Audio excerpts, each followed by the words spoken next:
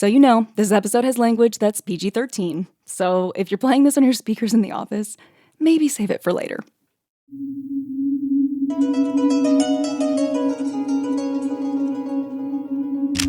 This looks official. What is this? That's Brian de los Santos. He's a journalist and the host of the new podcast from LAist Studios called How to LA. Authorization for parole of an alien into the United States. Department of Home. I was approved for something called advanced parole. He's also a recipient of DACA, the Deferred Action for Childhood Arrivals program, which makes Brian one of an estimated 800,000 immigrants in the U.S. who were brought here as children and granted permission to stay under DACA at one point or another. For all purposes, DACA authorization is valid for one entry. DACA has been life-changing for hundreds of thousands of young people. Deportation relief, access to driver's license, work authorization. A social security number. DACA is a permit that allows Brian to work, to pay taxes, and to stay in the U.S. What it doesn't allow is for Brian to leave. At least, not if he wants to come back. DACA doesn't provide a pathway to legalization. Beneficiaries can still be deported, removed from this country. That means for hundreds of thousands of people like me, leaving the country is not simple. In fact, Brian has never been able to return to his family or his home country since leaving Veracruz, Mexico as a 2-year-old. And that was 30 years ago. So in the fall of 2022, Brian decided to work with a lawyer, wrangling official documentation from Mexico, filling out forms, and submitting his application, all to make his case to the U.S. Department of Homeland Security and U.S. Citizenship and Immigration Services for the chance to be granted advanced parole, for the chance to go home. What advanced parole provides is the opportunity to re-enter the United States right after leaving the country. Traveling outside the authorization period may result in termination of DACA. 4 months later, after 3 decades living in LA, Brian was getting that chance. Oh my God. I'm going to Mexico, y'all. You're listening to Code Switch. I'm Lori Lizarraga. That tape you're hearing is from Brian's recent limited series, Finding Home Con DACA.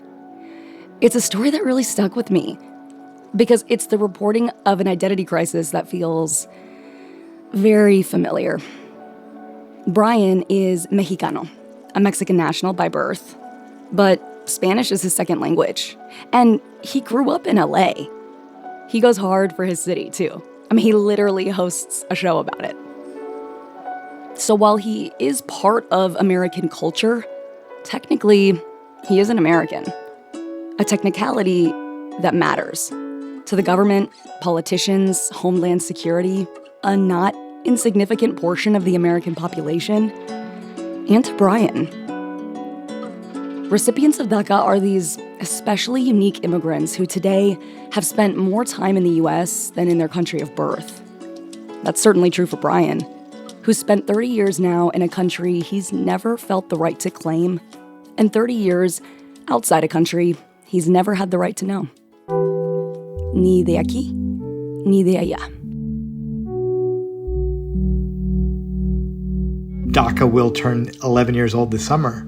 I would argue that it's been the most successful immigrant integration policy we've seen in decades. That's Roberto Gonzalez. And I teach sociology at the University of Pennsylvania. And he's also testified before Congress on immigration policy reform. The situation has not changed dramatically in those 11 years. And Congress has had more than a decade to act, and it has not. Those who have DACA are no closer to citizenship, no closer to a broader set of rights than they were when they first obtained DACA. I consider myself someone who's very well informed as a journalist, obviously, but I have been since I was told I was undocumented in middle school.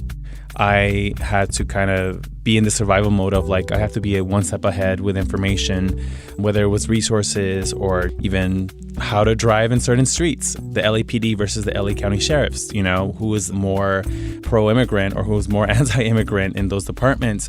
Since I found out I was undocumented, it's always been like a risk of just living here. And DACA has made things a lot easier, obviously. I'm able to work legally. I have a driver's license, travel outside the country with advanced parole, but, you know, I can't vote. And then you do this permit every 2 years. It gets tiring to just go through this. And I'm curious to know, what have you heard through your work, through your research, through talking to communities? Because like you said earlier, there isn't any progress or change with the DACA program so far. Yeah, this is a really difficult thing. My involvement with undocumented young people dates back to the early 1990s. I was really curious about, you know, what do young people do who've grown up in this country and don't have status? What do they look like over time? I started realizing that many of the young people that I spoke to were describing physical and emotional manifestations of stress. Chronic headaches, toothaches, ulcers, trouble getting out of bed in the morning, sleep disorders, eating disorders, thoughts of suicide. The stress of seeing friends that you've grown up with who are able to advance in their lives while you stay in one place. Having to keep secrets from people you're very close to about your status. Constant looking over your shoulder. Always on the alert in case something would happen. The advanced parole has been a game changer for so many young people to touch ground in their countries of birth. But the advanced parole windows can be very tight. A person may wait months or even a full year for USCIS to process their request. Then once they are approved, they may have just weeks to complete that trip.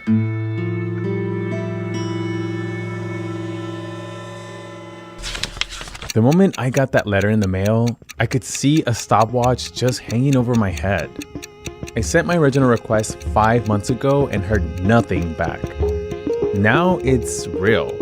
I gotta figure everything out fast. How do I even get there? And it's super expensive. Like, I gotta leave in about 2 weeks, so I know that prices are not gonna be pretty. What are the gay-friendly spots? I don't even have a damn suitcase. Shoes, clothes, my gear for work. Are they gonna give me the time off? Who's gonna host a podcast? Gotta talk to my manager, actually, that I'm leaving the country.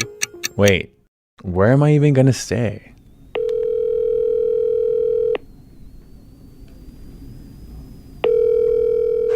Hello. Hey, Dad, it's me. Oh, what's up, hijo? Okay, so have some news. Good news or bad news? It's good news. It's good news. I'm going to Mexico. Oh, wow. That's wonderful. That's great. When did you know that? I just found out through this letter that I got sent to at home. Essentially, I only have like 2 weeks and a few days to prepare. Mm-hmm. And I am trying not to freak out about it and have an anxiety attack, but tengo una amiga que sabe de inmigración y ella me dice, si estás estresado. So I tell my dad and I'm like, my friend who knows about immigration stuff told me that if I'm anxious or stressed out about crossing the border legally this time, I should just bring someone with me. They could be helpful if anything goes wrong. So, mi pregunta para ti es, ¿pudieras llegar conmigo de regreso a los Estados Unidos? Can you come back into the U.S. with me? Well, we are planning to go with your mom over there, and probably we can meet over there, go together. We can see your grandma from my side, your grandma for your mother's side. Everything will be there over there. Oh, wait, when are you going? Do you know the date? I need to check my calendar, but if you need me to come back with you at an earlier time, I can move my flight and fly with you. No problem, Nico. I'm gonna be honest here. It's hard to overestimate how stressful it was to plan out this trip. And my experience was probably easier compared to many other undocumented people. I'm a journalist who has reported on immigration before, and I have a lot of contacts in that space. I had a great immigration lawyer. I had family to stay with in Mexico. I have a job that was willing to let me leave on short notice. The process was still complicated. Every step of the way, it felt like I was being kicked back into survival mode. And I kept asking myself, why does it have to be this way?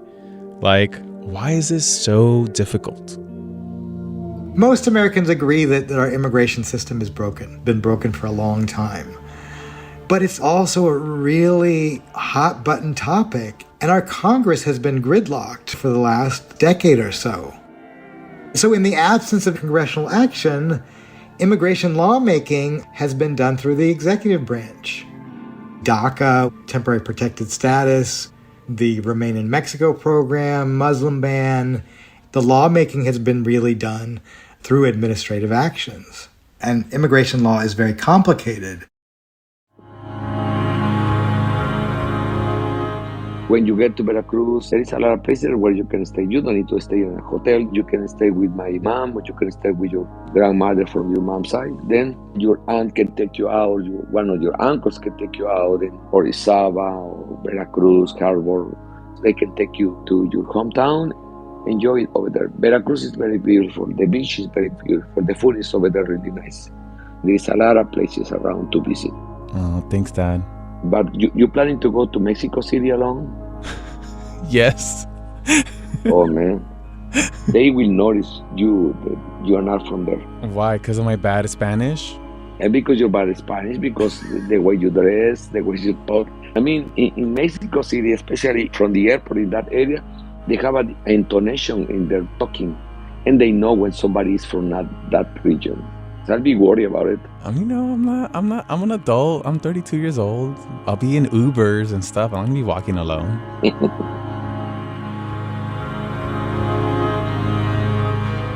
As I think about being in Mexico, I also reflect about who I am here in the United States.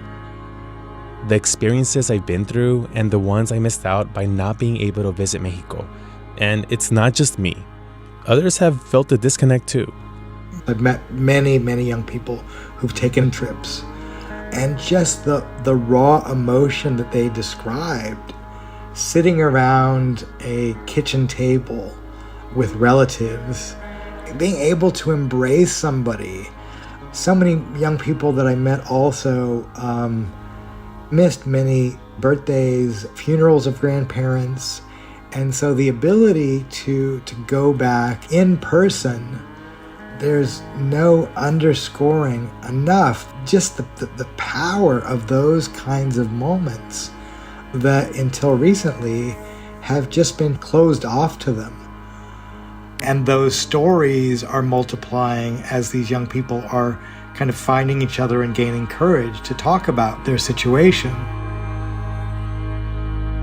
Coming up, Brian takes his first trip home to Mexico in 30 years. It is surreal to be here because it smells like Mexico. It smells like what I've grew up, my mom, grandma smelling.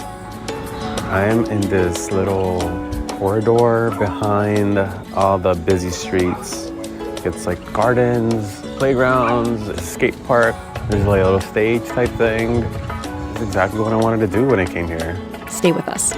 All right, which way is the beach?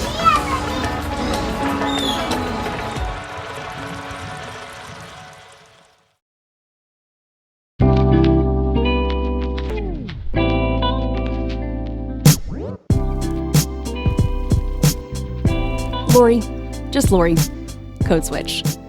We're back, and this time I've got Brian de los Santos himself on the mic with me. Welcome, Brian. Hey, Lori. How's it going? Good. Thanks so much for being here. So excited. Brian, we're going to hear more from the beautiful limited series you put together to create Finding Home Con DACA, but I really wanted to bring you in so that we could talk. I want to ask you a few questions about different moments that we hear unfold throughout the series, moments I kind of want more of your inner monologue on, and moments I really wanted to revisit with you now that it's been a few months since your trip, too. Yeah, it's been almost 3 months now, and I just feel like that was years ago, to be honest. The final 2 episodes of the series take us along with you on your 17-day trip. In Mexico, you take the journey from Los Angeles to your first stop in Puerto Vallarta, Jalisco. But getting to that first stop requires you to get on the plane.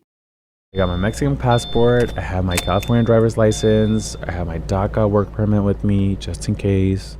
And last but not least, my boarding pass to Mexico for the first time ever. Do you know which airline are you taking off? It is... Okay, Terminal 6. We're going to Terminal 6. On the way to the airport, all these stressful thoughts kept coming back into my head. Do I have enough cash to change? Is my Spanish going to sound okay? Or am I going to sound like a pocho? It's raining in LA right now, so are we going to be delayed? Is my plane going to change? Like, I'm kind of freaking out. It's okay, Papa. It's going to be a great experience. I'm very happy for you. And I'm really grateful because that's a thing that you've been waiting for a long time. And that's great. Thanks, Dad. You're welcome. Congratulations.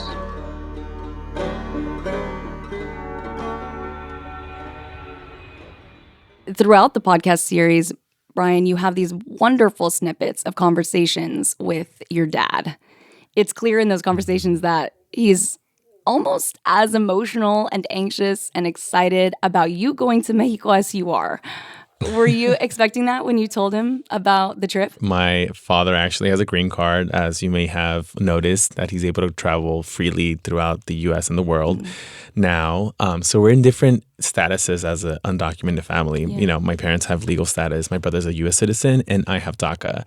So the emotions he was carrying, I feel like maybe brought him back to a point where he was able to go back to visit his, home country. And I think as soon as he was able to travel freely, I think he's changed. And he just is a different person.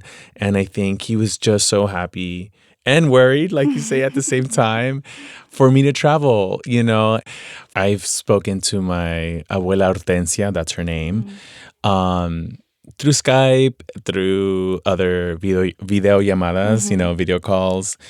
And it's not the same, I felt her warmth, and I think that my dad was looking forward to that moment. He, as you hear in the tape and you hear in the podcast, I went with him, just with him. We were traveling in a group with people, but he made it a point to go and take me to her and show me like his barrio, his town of like, oh, look, your grandpa used to work here and I used to like work there and I used to like hang out with my friends over there.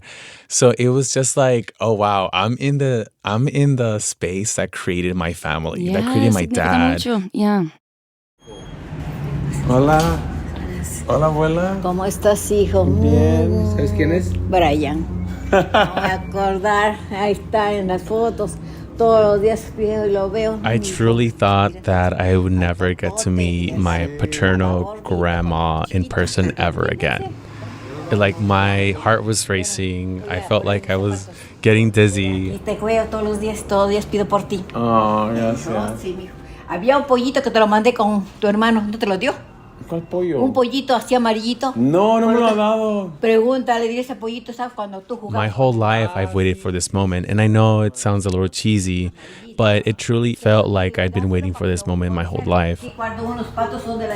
She's so small and tiny. Her hair is way prettier in person. She has some sort of like style to her. It was just this moment of like the most simple hello, but it meant the world to me. It's kind of wild because I get to see the physical location of my identity. It's manifested here in Ciudad Mendoza, Veracruz. But I've always struggled where I fit into this place. Like, my parents tell me stories about what it is to live here, but I've never lived here. I've struggled with that term again my whole entire life. Ni de aquí, ni de allá. Not from here, not from there. And now that I'm here, it's kind of like an out-of-body experience.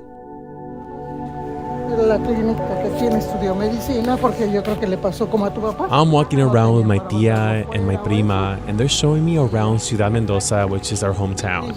Oh, wow. We just came from tacos, and we're walking at night. Se mira bonito de aquí. Sí, pero ya como están inundando el cerro, ya se aparecen las estrellas. It felt like I was getting the full Ciudad Mendoza experience. Hanging out with family, just casually talking about work, talking about the culture here in Mexico, and also talking about family chisme. This was a moment that I had never had before. I'm not able to do this in LA. I couldn't have done it anywhere else, and just by being here and doing some really simple things like eating tacos meant the world for me. Brian, you saw a lot of people on their own visits to Mexico from the States. Was that hard to see them get to be tourists in the country you've been trying so hard to get back to for so long? I'm going to be honest with you, Lori. I felt a little, I don't want to say the word envious, but I felt a little like, yo, man, like that's my country and I can't do that, you know? I was at the beach earlier with a friend I met here in Mexico, in Puerto Vallarta. There was a moment where the sun was just setting and it was just so beautiful. I said, this is the happiest I've ever been in my life. The beach, the sun, no worries, no thoughts. And I don't think I've ever experienced that. I'm trying to be this journalist right now. Recording, what are you feeling and why are you crying? After 30 years of living in the United States, I'm finally stepping foot in Mexico. And this could be my only chance to do it. It's like I had to fight my way to find this happiness. So I'm happy, I'm upset. I'm all the emotions right now because I can't have this all the time.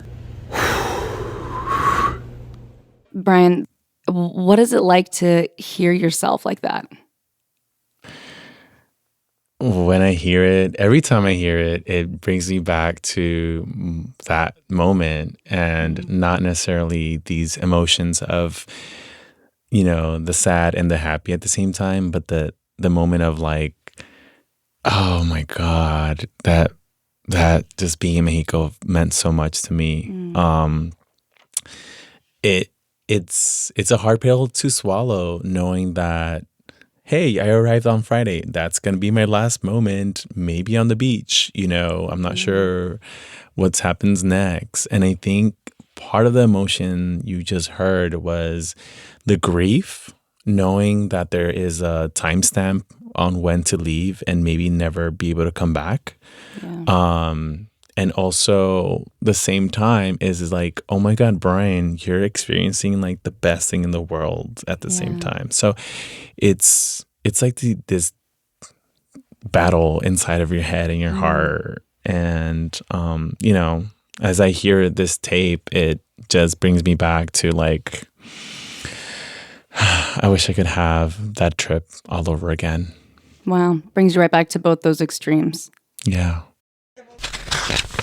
My friend Javi and I get in his car and we're playing tourists, obviously, and we're going to Coyoacán, which is a really beautiful historic town in Mexico City. And I had to ask him how he viewed me. Como si no estoy haciendo nada. Am I Mexican? What do you see me as? Tú eres gringo, ¿no? Tú eres más gringo. Yo no me siento gringo. ¿No te sientes gringo? No, porque no tengo como el privilegio. And I tell him, no, I'm not gringo. I am not a Chicano. I don't claim those things because I'm undocumented. You know, I don't have a U.S. citizenship. I don't have a green card. Porque no tengo papeles. No eres gringo con todos los derechos. Exactamente. Pero culturalmente, aquí pareces más gringo. After we talk a little bit, I think I get it. When I was younger, I would look at the things I didn't have, what I couldn't do in the US, and he tells me, well, I can do these things. He made me realize about all these privileges that I do have in the US, having a work permit, having a car, being able to navigate life a little easier, opportunities I've been able to take just by living here in LA. Pero, ¿sabes qué? Lo que me gusta de aquí es que... But I told Javi, no me hacen sentir I don't así feel like the como, people here "Oh, pero treat tú me eres differently de because of Estados it. Unidos". Ay, no. No. Aquí siempre, los mexicanos siempre aquí en México te vamos a tratar como de pásale paisano, ya sabes. Yeah. You're a Mexican when you're here in Mexico, he says. We'll treat you like our own. Shout out to Javi. He was dropping some real hard truth right there on you. What was that like? So it was like such an eye-opener, Lori. Like, I was trying to defend myself. And I'm like, hey, dude, I am undocumented. Like, you don't understand. I am not gringo at all. Like, I represent my community out there in LA. Like, I'm Mexican as fuck. I don't feel gringo. And he's just like, but you culturally are. And he was just like kind of like shading me in the car, kind of like he was spilling the tea. And I'm like, girl, I'm not ready for this conversation. And he just kind of like threw it onto me. And after that conversation, we get to Coyoacán, and there are a lot of like street vendors there. And of course, like, as I was trying to speak Spanish and stuff, people were just like, "Oh, where are you from?" And I'm like, "Well, I'm from Veracruz, pero vivo en Los Angeles." And they're like, "Oh, yeah, you could tell." I'm just like, "Oh my God." It's like slapping you in the face in a lot of different ways. Yes, but I really wanted to hammer home that it did change the perspective of who I am in the United States. Now I really do identify as a pocho. And I always thought that was like kind of derogatory. That was kind of robbing of my Mexican culture, of being from the land of Aztlán, the land of Mexicas. But as I leaned into it and I, thought about what Javi was saying, I was just like, it's true. I'm a little bit of both.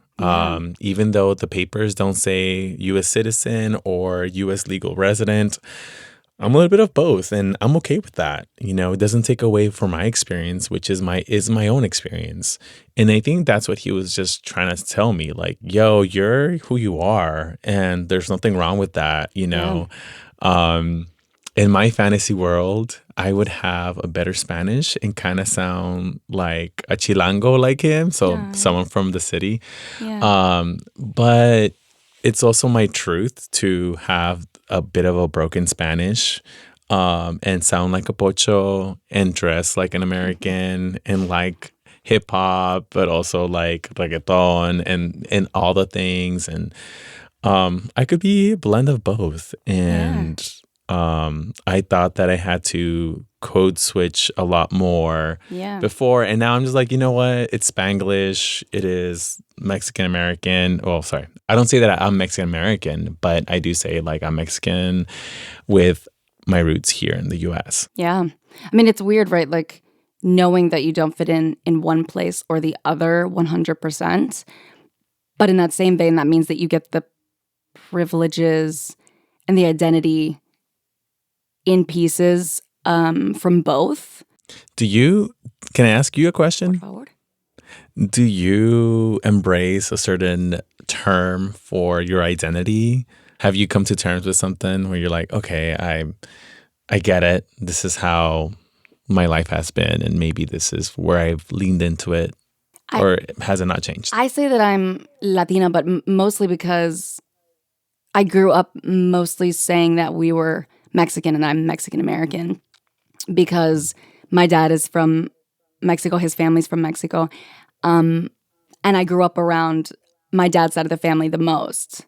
Pero mi mami es de Ecuador. My mom's from Ecuador. And so then after college, when I finally went there, lived there, I did feel sort of like a tug then and a connection to a family that I really hadn't gotten a lot of time with up until that point. So then I sort of shifted, how I would just sort of used to habitually say Mexican or Mexican American, families from Mexico, and wanted to like make sure that I was incorporating both. But I was born here. And so I think I do feel really comfortable saying Ecuadorian Mexican American. I'm curious, Brian, why don't you say that? Because you did just correct yourself and you did just walk back, that you don't say Mexican American. Why intentionally? Is that something that you don't identify as?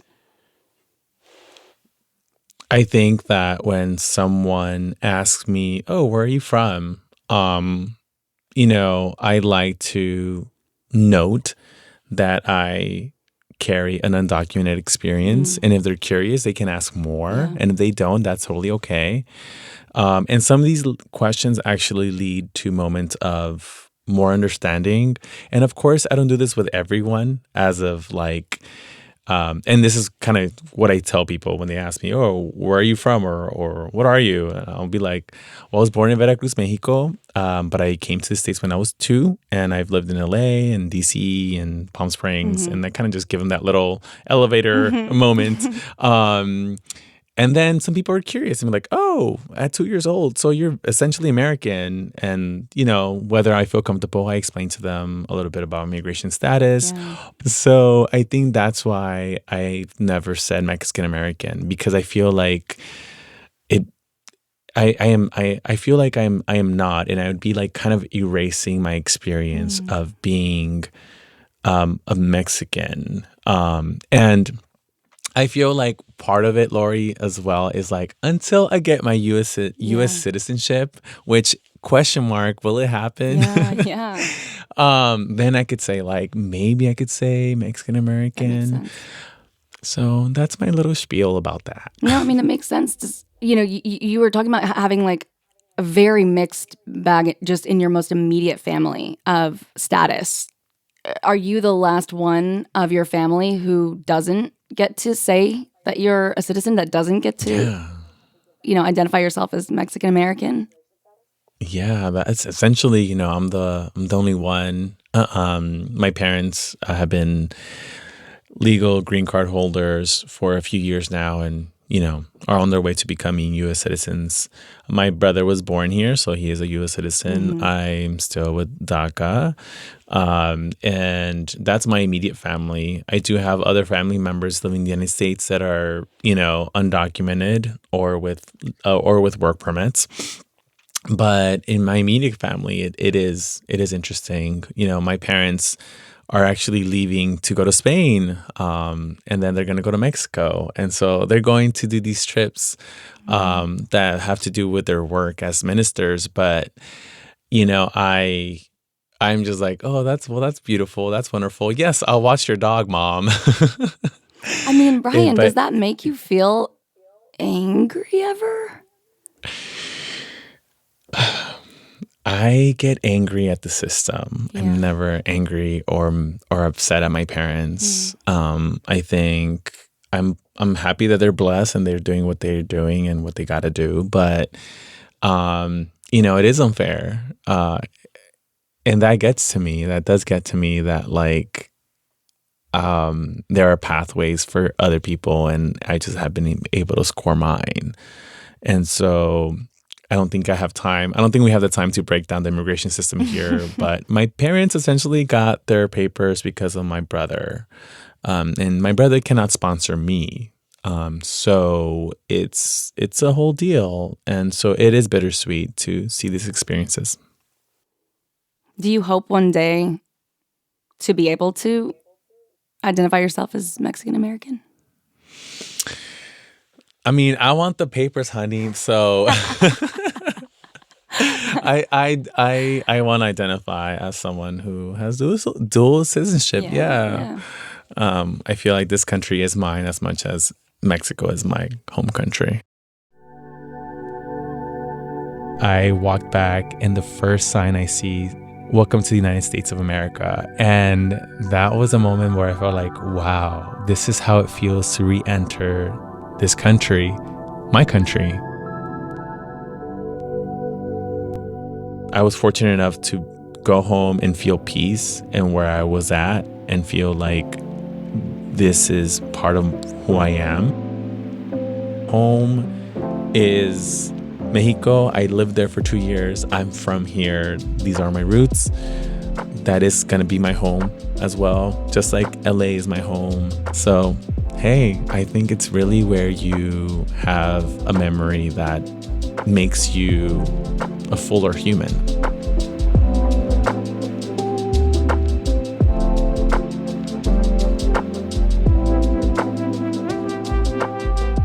That was Brian De Los Santos, the host of How to LA. Thank you so much for coming on the show, Brian, and for sharing your story with your listeners and letting us share a part of it with ours.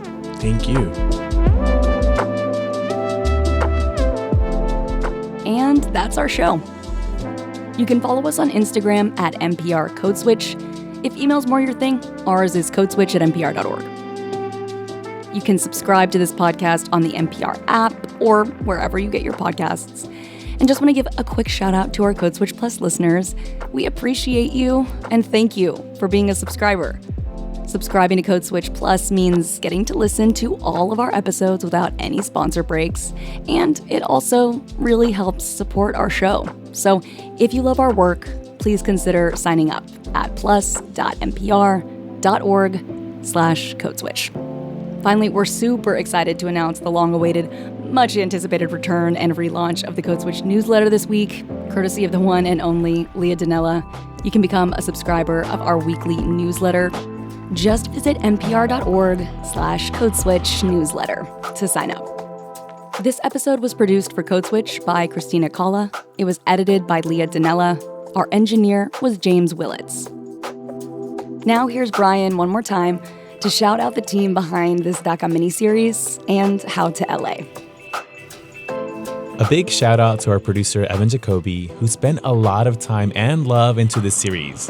Our other producers are Megan Botel and Victoria Alejandro. Thanks to Hasmik Pagosian, our engineer. Chris Farias is our social media producer. Erica Washington writes our newsletter. Megan Larson is our executive producer, and I'm your host, Brian De Los Santos. And a big shout out to the rest of the Code Switch Massive: Dahlia Mortada, Jess Kung, Courtney Stein, Farrellyn Williams, Steve Drummond, Gene Demby, and B.A. Parker.